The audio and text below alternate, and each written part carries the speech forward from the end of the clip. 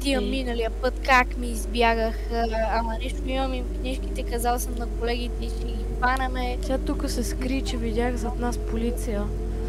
Тука. Труха на бензиностанцията. Видях, сега ще ви чакам нещо. Бат, много яко си се научил да го правиш това нещо. Ги хванаме, даже издрифтиха това, още по-скъпо ще им излезе. Дай си купим нещо докато... Те май отбиха на бензиностанцията, сега ще си взимат нещо. Колко хубав пица. Окей, дай да тръгваме, мисля, че...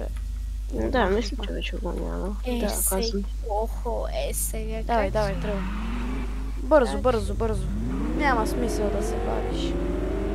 Да, то няма смисъл. Това го няма. Опа! Слизай веднага. Не, той е тука. Спирай веднага. Слизайте от колата и двамата, ръцете долу. Слизайте и двамата. Слизай. Качвайте се в колата, бързо качвай се. Отиваме сега заради... Нали нещо много ми бягахте? Нали ми бягахте? Какво стана?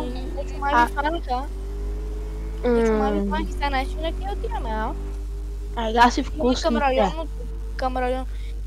Ако не спрете вие двамата да ядете, ще ви напишем още една глоба, че ядете в полицейска кола, което нямате право да правите. Не съм ял 3 дена. Да. Затова ви чувам как ядете и мляскате. Ако искате гражданите на този град да умрат, какво ще оставете ни. Оставете ни да ядете, да ядем. Не, това е полицейска кола, не ви е столова, разбирате ли? Какво? Така, Не.